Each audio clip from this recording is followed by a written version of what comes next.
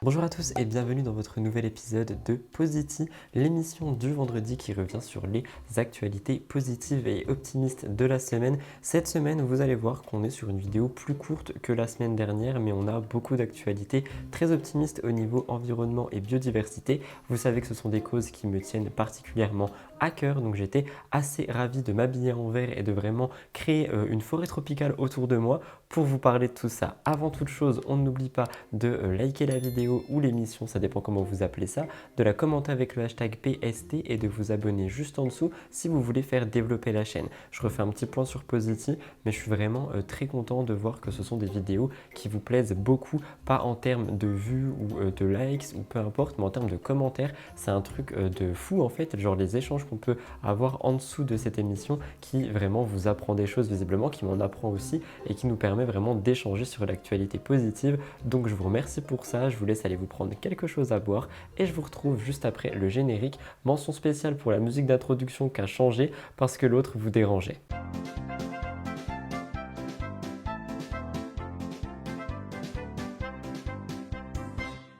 On commence tout de suite avec une actualité qui concerne la maltraitance animale. La première chose dont je voulais vous parler, c'est une actualité que j'ai vue passer en Espagne. Ça date du 16 mars et je pense que c'est quelque chose qui va vous faire plaisir. En effet, les députés espagnols ont définitivement adopté une loi le jeudi sur le bien-être animal, accompagnée d'une réforme du code pénal qui aggrave les peines de prison punissant la maltraitance animale. C'est un jour très très important pour l'Espagne parce que le Parlement a approuvé définitivement la première loi sur les droits des animaux depuis le rétablissement de leur démocratie. Cette loi, pour vous citer, va mettre fin à l'impunité des personnes maltraitant les animaux et elle représente une avancée qui correspond à la sensibilité de nos concitoyens qui veulent en majorité protéger les animaux. Par exemple, ils devront passer une formation obligatoire avant d'adopter un animal et surtout les chiens. Et également, on aura interdiction en Espagne de laisser un chien seul plus de 24 heures. Au niveau des chats, il y a une obligation de stérilisation parce qu'on a tous noté une très très forte croissance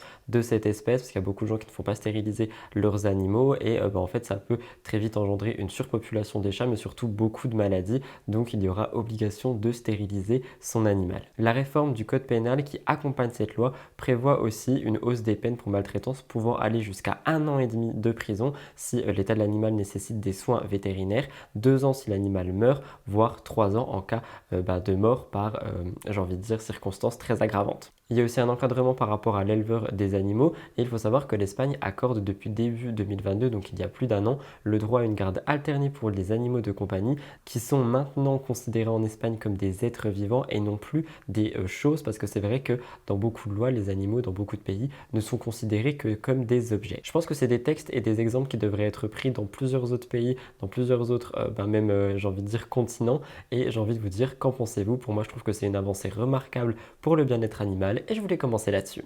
Niveau biodiversité, j'ai deux actualités en une qui touchent les animaux. Mes informations ont été prises sur Pep News et je trouve que ça a été super intéressant et surtout très très, j'ai pas envie de dire inspirant, mais optimiste. Il y a quelques jours de cela, des chercheurs ont découvert une nouvelle colonie de manchots empereurs. Ils sont seulement visibles par satellite parce qu'ils se sont installés au sud-ouest de l'Antarctique. C'est une très très bonne nouvelle pour la biodiversité, parce que c'est une espèce qui est en voie d'extinction, je ne sais pas si vous êtes au courant, et qui va bientôt disparaître, sauf si on peut en retrouver d'autres comme là. Et ce qui est encore plus avantageux, c'est que cette partie de l'Antarctique est inaccessible pour l'homme parce que le climat est extrêmement froid et rude une très grande partie de l'année. Donc l'homme n'a aucun moyen d'approcher ces manchots et j'ai envie de dire que c'est peut-être une bonne chose. C'est une découverte qui a été faite par hasard parce qu'un groupe de chercheurs travaillait sur les effets du réchauffement climatique, on va y revenir à la fin de cette émission, dans cette zone, donc dans la zone sud-ouest de l'Antarctique, et avec des images satellites, ils sont tombés dessus. Pour vous citer un peu Pep News, d'après Peter Fretwell, l'un des chercheurs responsables de la découverte, les satellites ont permis de compter avec précision le nombre de manchots sur place. Il serait environ 400 à vivre dans cette zone, avec des températures pouvant aller jusqu'à moins 60 degrés. Donc malgré le réchauffement climatique qui menace cette zone, c'est quand même une grosse découverte en Antarctique et il me semble que j'ai lu que c'était la 65e ou la 66e découverte. Donc une très très bonne nouvelle pour la préservation de cette espèce et aussi pour la biodiversité, mais ce n'est pas tout parce que j'ai vu cette deuxième information passer sur Pep News mais aussi sur, sur le média Hugo Décrypte, je crois, deux médias que je vous conseille d'ailleurs, et je voulais vous parler de une décision historique qui a été faite par rapport aux requins parce que Ça n'a jamais été vu avant, mais maintenant, une cinquantaine d'espèces de requins vont être protégées. Ce sont des requins qui sont inscrits dans une liste. Je ne vais pas donner les détails des noms pour ne pas vraiment surcharger cette émission, mais en gros, c'est une liste qui comporte toutes les espèces qui sont ou pourraient être menacées d'extinction. Et on a deux annexes. On a l'annexe 1 où on est protégé et on a l'annexe 2 où on n'est absolument pas chassé en tant qu'animal. Il faut savoir que les requins sont des animaux sous-marins qui sont extrêmement menacés, notamment pour le commerce florissant des ailerons de requins en Asie. En effet, un kit d'aileron peut se vendre jusqu'à 1000 $, donc à quoi bon ne pas les laisser en vie si on peut se faire de l'argent, n'est-ce pas? Et la pêche de 54 espèces n'est pas interdite en fait, et s'ils étaient inscrits dans l'annexe 1 de cette liste, ça serait totalement interdit. Là, ils sont seulement protégés. Donc c'est pour réguler le commerce légal afin de pouvoir préserver la biodiversité de ces espèces. Je pense que c'est une bonne avancée qui permet là aussi de défendre la biodiversité, et j'ai envie de dire que c'est vraiment un pas vers la protection des espèces animales. Je vous laisserai me dire ce que vous en pensez. Moi, c'est vraiment des sujets qui me touchent beaucoup, mais on va passer à autre chose, à un petit sujet de société.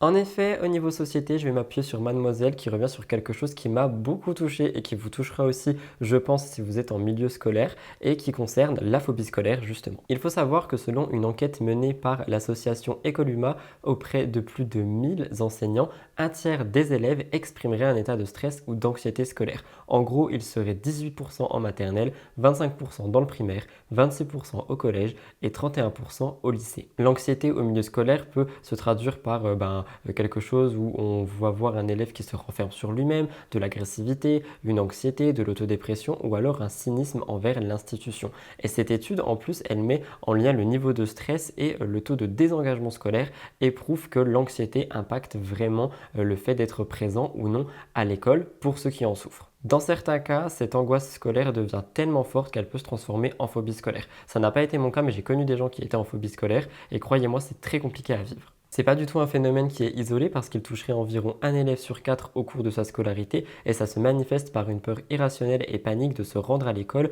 et d'évoquer tout ce qui peut se rattacher à un environnement scolaire, donc l'école, les professeurs, les devoirs et tout ça. Tout ceci déclencherait les symptômes de la phobie scolaire. Donc on a dû trouver des solutions alternatives parce qu'évidemment je ne vous parlerai pas de ça si j'avais pas une solution à vous proposer. Et en gros, dans le Haut-Rhin, il y a Brick École qui accompagne une quinzaine d'élèves à qui l'angoisse ne permet plus de suivre une scolarité traditionnelle.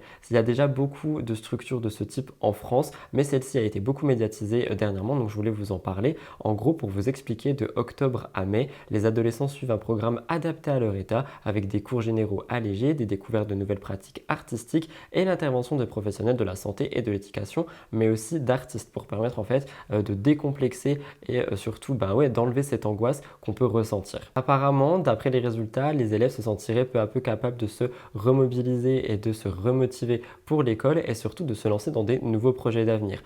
Au terme de cette année scolaire, avec Brick École, chaque adolescent peut reprendre la route qui lui convient, donc université, formation, travail, peu importe, mais juste en fait passer par cette case qui peut permettre de te faire sentir mieux via un environnement scolaire qui n'est pas celui dans lequel tu te sentais pas bien.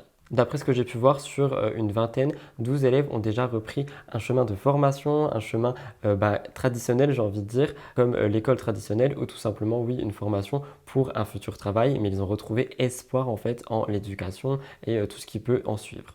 Donc pour tous les élèves qui vont en cours plein de stress, qui peuvent déclencher des phobies scolaires, n'hésitez pas à prévenir vos parents que ce genre de structure existe, que ce genre d'organisme peut vous aider et surtout qui peut vous permettre de ne pas décrocher du système scolaire, parce que je sais que quand on est jeune, des fois on n'a pas forcément envie, que ce soit par angoisse ou peu importe, mais il faut quand même rester accroché parce que ça peut nous ouvrir pas mal de portes, et justement je trouve que ça permet de ne pas se retrouver face à une porte fermée qui serait angoisse, stress ou phobie scolaire. Je voulais le placer là, je trouve que ça peut permettre de se sentir plus serein et je sais que ça peut aider beaucoup de gens.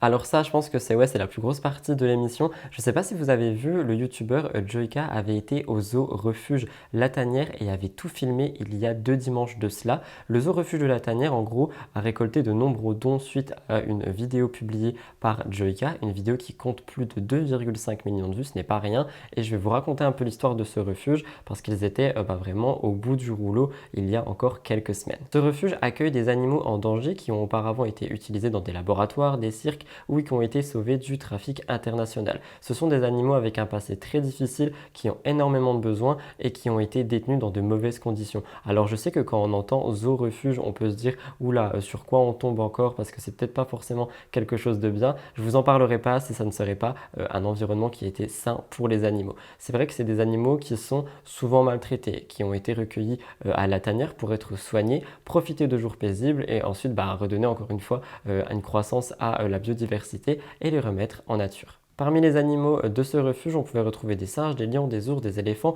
ou encore des perroquets.